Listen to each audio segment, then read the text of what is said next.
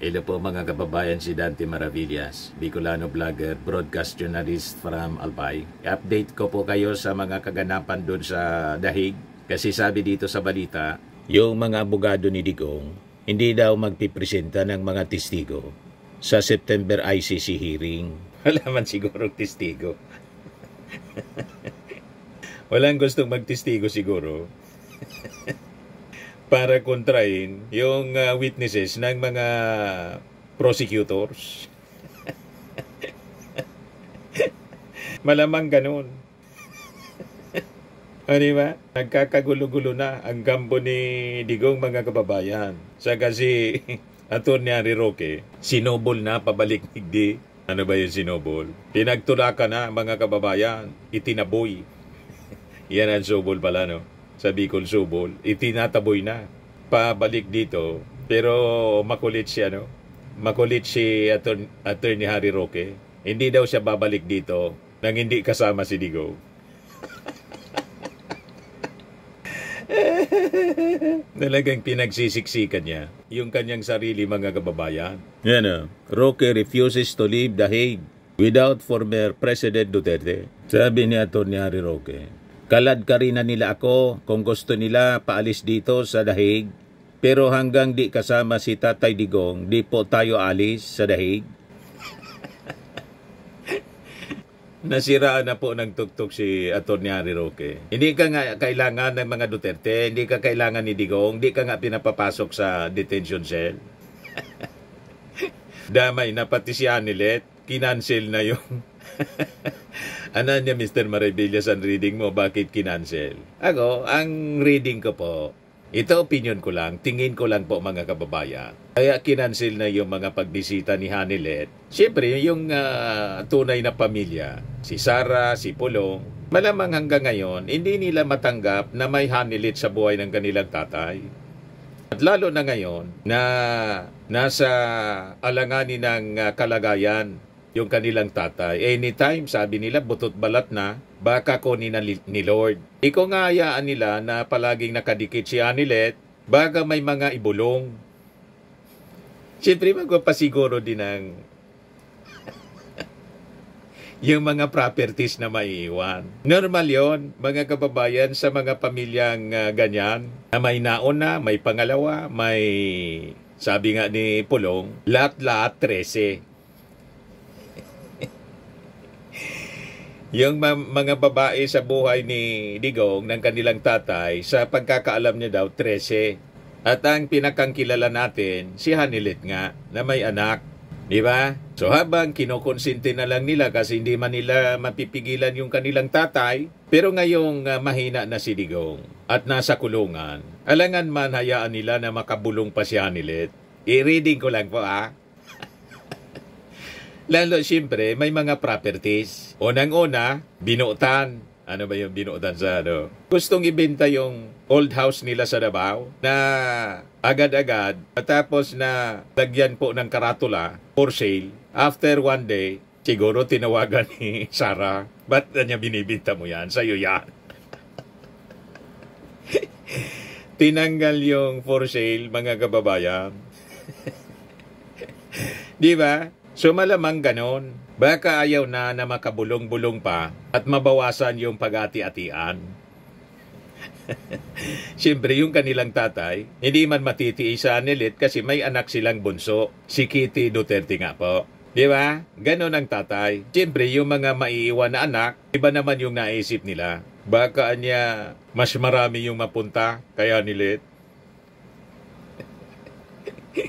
Mga analysis ko man lang po, mga kababayan, na malapit sa katotohanan. Kaya kinancel yung mga visits ni, nag-hysterical daw, sabi ni Harry Roque, si Anilet. You see? O dapat ngayon pala, may visit. So ang allowed lang, mga kababayan, yung immediate family talaga. Si Sara, si Pulong, yung mga anak kay Elizabeth, si Mirman. Pero si Atty. Harry Roque nga, na sigisiksik ng buhay niya, hindi man po inaalaw na makabisita. Siguradong binawal, mga kababayan, ng abogado mismo ni Digong, si Kaufman, kasi inaway na ni Atty. Harry Roque si Kaufman. Buniltahan din si Harry Roque ni Kaufman. Umuwi ka na niya. Wala man niya may gusto rito sa inyo. Sa'yo. Di ba? Ayaw pong umuwi niya, no? Hindi daw siya uwi, sabi ni Atty. Harry Roque. Hanggat hindi kasama si Digong. Desperado, mga kababayan sa buhay. Kaya sabi niya, kalad ka rin na nila ako. Kung gusto nila, paalis dito sa Dahig.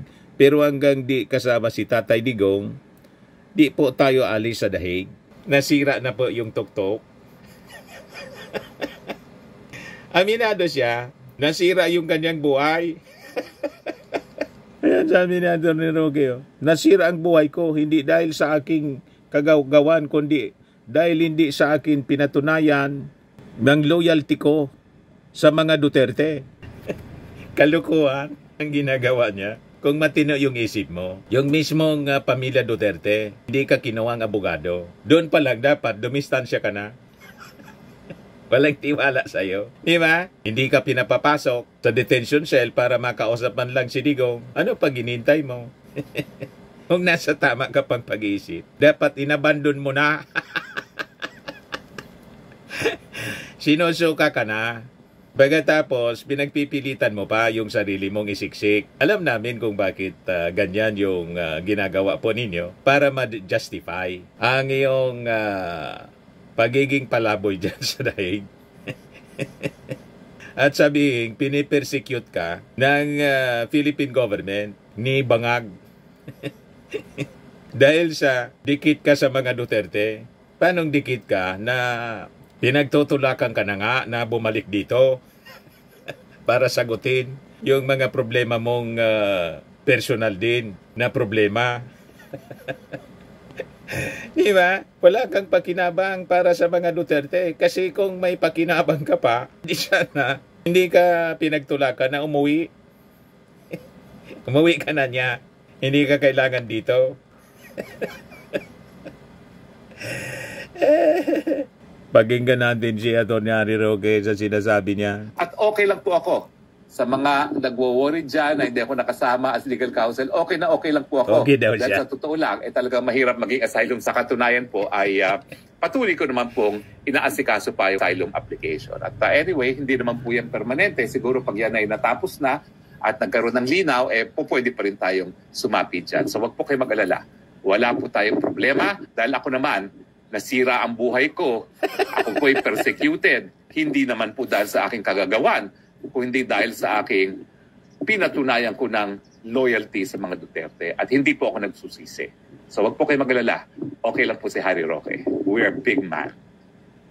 Mali. Anong hindi sa sarili mong kagagawan? Kahit nga si Digong, si Sara Duterte, nasira yung buhay dahil sa sarili nilang kagagawan. Pagkatapos yung sayo, dahil sa pagdikit mo lang sa mga Duterte. Hindi. Dahil sa sarili mong kagagawan din. Una, yung pagdikit mo sa mga Duterte, kagagawan mo na yun. Sariling desisyon mo yon. At lalo na po doon sa issue ng Pogo. Yun ang sumira sa buhay mo. Di ba? Na kung wala kang kasalanan, dapat sana, abogado ka naman, sabi ni Panelo. Harapin mo na sana. Pinagtutulakan ka na nga pauwi. Yun ang sabi ni Kaufman. Yun daw ang sabi ni Digong, umuwi ka na. Malinaw mga kababayan. Ginagamit lang ni Atty. Harry Roque para ma-justify na yung rason niya kasi sa asylum, pag-apply sa application for asylum dyan sa Dahig, yung persecution dahil sa pagiging makaduterte niya. Huwag kami, Atty. Harry Roque, malabo na paniwalaan yung mga argumento mo. Pati nga yung mga Duterte, di kumbinsido sa argumento mo. Mga dati mong kasama, pati si Panilo. Di ba? Ito pa. May statement po na ayon di umano kay Atty. Kaufman na mas gusto na ni dating Pangulong Rodrigo Duterte na bumalik ka lang sa Pilipinas, harapin mo yung mga kaso mo doon. Ano po reaction niyo doon? Well, unang-una po, no? Nagtataka ako na nabanggit yan ni Mr. Kaufman kasi yung sinabi ni Kong Pulong wika daw ni Tatay Digong, pag siya'y makalabas, akong unang-unang taong hanapin niya. Nais kong makita niya ako dito sa dahig kung siya man ay makakalaya. Pangalawa, pagpasensyahin na po, pero ako po'y may isang salita. Sinabi ko po na hindi ako aalis ng dahig na hindi kasama si Tatay Digong. Paninindigan ko po yan. Kalat ka rin na nila ako. Gusto nila paalis dito sa dahig, pero hanggang hindi kasama si Tatay Digong, di po tayo aalis sa dahig. Grabe ang kakulitan mga kababayan ni Atty. Harry Roque. Pinagtatabuyan, ayaw pa. Ayaw pang umalis. Napakalinaw. Wala na kasi siyang babalikan. Kaya mag-stick na lang siya doon, mga kababayan. Kahit sinusuka na siya. Di ba, mga kababayan? Sinunog na niya lahat ng tulay. Yan ang nangyari sa kanya. Dahil sa bangis ng kanyang bunganga. Yan ang dahilan. Sa kakadaldal niya. Lalo na nagkandalit-litsi yung buhay niya. Sa kakadaldal niya. Yun ang nagpahamak sa kanya, mga kababayan. Pinahamak ni Harry Roque yung kanyang sarili. O ngayon, balikan natin yung kay Kaufman. Nang sabi mga kababayan, hindi magpipresenta ng mga witnesses sa September ICC hearing. Ang rason, mga kababayan, para daw ma-avoid ang pagbigay ng advance notice to the prosecution. Duterte's team disclosed this information in a filing dated July 24, made in response to orders of the pre-trial Chamber 1 on March 21 and April 17 that sought for observations related to the conduct of the confirmation of charges hearing provisionally scheduled for September. So sabi po ni Kaufman, the defense will not call witnesses to testify at the confirmation hearing. This is a principled decision because credibility is given little weight at the confirmation, sabi po ni Kaufman. Furthermore, the defense does not wish to give advance notice of the many potential defense witnesses who would counter the evidence provided by the prosecution's discrete and carefully selected band of witnesses to be counted on the fingers of one hand. Redacted po siya. Who directly incriminate Mr. Duterte, it added. Magkaduda man po itong statement ni Kaufman. Ako, ang analysis natin po, malamang wala man kasi kayong makuha na testigo na pwedeng bumaliktad sa mga testimonya ng mga na-EJK. Diba? Malamang ganun. Kaya hindi sila mag-present ng testimonya kasi wala man. Yung malakas na ebidensya, mga kababayan, ay mismong galing sa bibig ni Digong.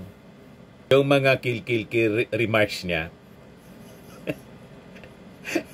Di ba? Pati yung mga recorded yun po lahat. Mula sa government television, RTBM, yung sa Malacanang, PTV4, pati sa mainstream media, mula mismo. At sa mga interviews na madalas magyabang si Digong. Di ba? Pati yung admission niya doon sa Quadcom hearing po. Sabay turo kay Bato. Death squad din na yan niya.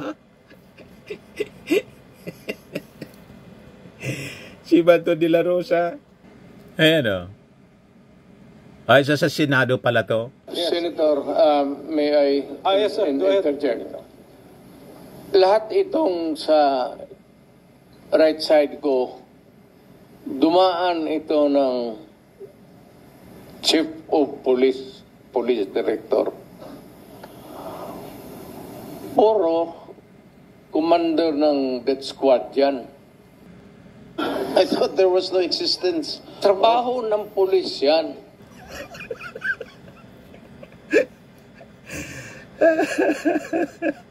Tinuro mismo. Ang best witness, mga kababayan, laban sa kanyang sarili, si Digong mismo. Death squad niya yan. Lahat yan. You see? Kaya paano may magtestigo, mga kababayan, para pawalang sala siya? Na mismong yung bibig niya, nag-witness laban sa kanya. laban sa kanyang sarili. Kaya tingin ko, itong mga sinasabi ni Kaufman po, na hindi magharap ng mga witnesses daw sa September hearing, palusot lang ito. Wala man sila sigurong nakukuha pa na gustong magtestigo. No alibay daw kasi for the same reason, Duterte's defense team said it would also not supply written testimonial evidence at confirmation, thereby permitting the prosecution to adapt its investigation accordingly should charges be confirmed. Duterte's lawyers will not be presenting an alibi to the pre-trial chamber as well, and no grounds will be raised for the exclusion of criminal responsibility pursuant to Article 31 of the Rome Statute. Ngayon, reaksyon naman po ni ICC Assistant to Counsel Cristina Conti na yung mga abogado ni Digong might be waiting for additional information on the case, considering its previous request to postpone the decisions on interim release and challenge to jurisdiction. Paliwanag niya, yung depensa niya has the prerogative to create its own strategy. And in the context of its other filings, it seems that they are waiting for additional confidential information. At this point, we cannot weigh how important or significant they would be. But if the defense appreciates it, it will be significant to us, sabi po ni Conti. Ngayon, sabi naman po ni Attorney Nery Colmenares, who serves as counsel to families of drug war victims, the defense team's decision niya only shows that there will be nobody who will testify under oath that President Duterte was not involved at all in the war on drugs and the killings that ensued. Parehas yung pananaw namin. wala man sigurong makuha ang testigo para idepensa siya. He said that by choosing not to raise any ground for exclusion of criminal responsibility under Article 31C of the Rome Statute, Duterte made a practical admission that he was responsible for the war on drugs and the killings that resulted from it.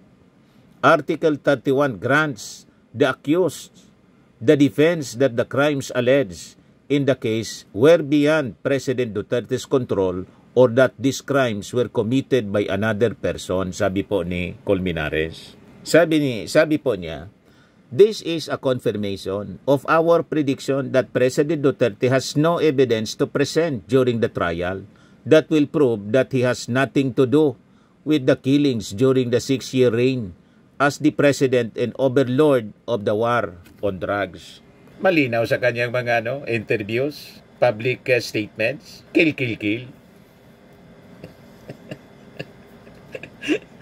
O, diba, mga kababayan? Anyway, yan po yung mga updates ngayon. Ito pa, sa Quadcom ito, mga kababayan. Salamat tayo, Mr. Ay, sa Senado pa lang. So, pangalawang tanong ko, tinawagan niyo ba si Senior Superintendent Padilla para i-congratulate siya sa pagpatay sa 3 high-value targets na Chinese nationals na inilagay sa loob ng Davao Penal Colony? Kasi sinabi niyo daw, congrats Superintendent Padilla, job well done. Pero grabe ang ginawang tinuguan. Do you confirm this? Yung mga... You call Padilla now because he's lying. I do not know him. And I do not have to congratulate these policemen and soldiers. Trabaho ninyo yan. Why do I have to congratulate you? Trabaho kayo yan. So you do not confirm na tinawagan niyo si Senior Superintendent Padilla? I only congratulate people with itong mga police na graduate with honors at nagtuturo ako sa Police Academy. May congratulatory message ako. Congratulate Well, Mr. Chair, of course, absolutely hindi naman natin kailangan investigate yung graduating with honors sa academy. Pero yung EJ case sa war on drugs, kailangan talagang kaya natin ini-investiga. Kaya huwag tayong umalis dito sa kwartong ito hanggang matapos ang gusto ninyong kunin sa akin. Well, Mr. Chair, so yung huling tanong ko for today, for the record, Bakit tinawag din siya ako dito, tapos yan ang huli ninyong tanong? may mga colleagues pa yata tayo, Mr. Chair, na magtatanong sa dating presidente. So, for the record, sinasabi nyo ba na ang mga drug users at drug criminals ay dinideserve nilang mamatay na lang kaysa pumunta sa jail? O para i-paraphrase ko si Patricia Evangelista, do some people need killing, Mr. Duterte? Ma'am, presidente ako. Tagagastos ako sa gobyerno. Bakit ako magbubuhay sa mga pumpang inang yan? Ikaw yung pera, ipapakain ko dyan sa preso, ibigay ko na lang doon sa mga tao dyan sa walang bigat. So mas okay kung patayin sila kaysa i-preso sila? Pakialam dyan sa kriminal, ma'am. So, thank you for making that clear. Pakialam sa kriminal kung saan silang impernong gusto nilang pumunta. Well, Mr. Chair, for the record, You make your own history in this planet. yes, Mr. Yun Chair. ang gusto nilang mangyari. Doon sila sa impyerno at doon tayo magkita. Well, Mr. Chair, wala namang jurisdiction ng Senado sa impyerno. Dito lang sa bansa natin pwede tayong mag-invest.